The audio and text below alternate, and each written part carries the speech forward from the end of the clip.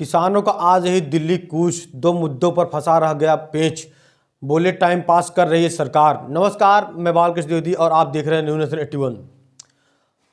आपको बताते हैं कि फसलों के नुकसान न्यूनतम समर्थन मूल्य तय पर करने समेत 12 मांगों को लेकर आंदोलन पर उतरे किसान और सरकार के बीच सहमति नहीं बनी है और किसानों ने दिल्ली कूच का ऐलान कर दिया है। उनका कहना है कि अब हम दिल्ली की ओर बढ़ेंगे। किसान नेता सरवन सिंह पंडेर ने कहा कि हमारा आंदोलन शांतिपूर्ण है और हम पे आरोप लग रहा है कि हम सड़कें जाम करते हैं। आप देख लीजिए, सड़कों पर दीवारें खड़े करके रास्ते को सरकार ने ही खुद रोके हैं और उन्होंने यह भी कहा है कि ऐसा लगता है कि पंजाब और हरियाणा भारत के राज्य नहीं बल्कि एक अलग अलग देश हैं। किसान नेता ने कहा कि हमारी लंबी बात केंद्र सरकार के मंत्रियों पीयूष गोयल और अर्जुन मुंडा से हुई। इस दौरान मंत्रियों ने किसान पर लगे मुकदमे हटाने की बात कही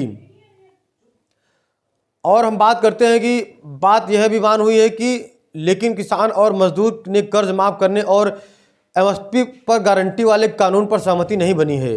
सरवन सिंह पंडेर ने कहा कि मंत्रियों ने वार्ता के दौरान कहा कि हम एमएमपीएस को लेकर कमेटी बना देंगे, हमारी इससे असहमति है। आखिर इन मामलों को कमेटी बनाने की क्या ज़रूरत है? आपकी सरकार है, सीधे नोटिफिकेशन जारी किया जाए।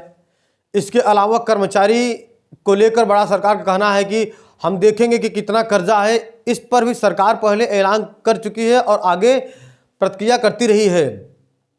पंडेर ने आरोप लगाया है कि हरियाणा में किसानों के उत्पीड़न हो रहा है, उन्हें धमकी दी जा रही है कि आंदोलन न हो वरना उनके बच्चों को पढ़ने नहीं दिया जाएगा, उनकी नौकरी पर असर पड़ेगा और उसके अलावा उनके पासपोर्ट भी वापस ले लिए जाएंगे। और धमकी यह भी दी जा रही है कि किसान नेताओं को कहा एमपीएस को लेकर 2 सालों में कमेटी बनाने की बात हो रही है।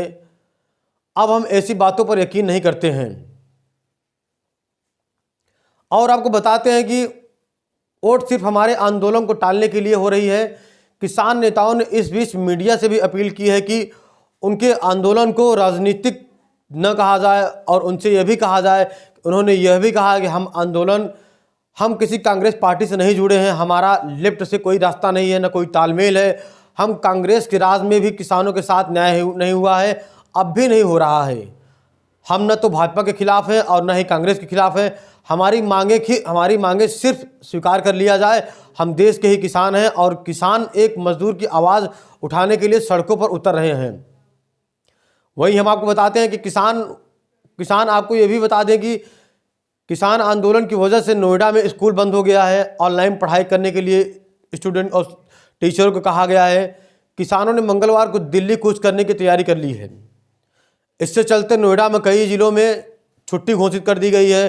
टीचर्स को बच्चों के ऑनलाइन क्लास लेने को, यानी बच्चे घर पर रह के पढ़ाई करेंगे। इससे पहले दिल्ली के सीमावर्ती इलाकों में भी कुछ स्कूलों में बच्चों को सुरक्षा देखते हुए ऑनलाइन क्लास करने के लिए फैसला लिया गया है।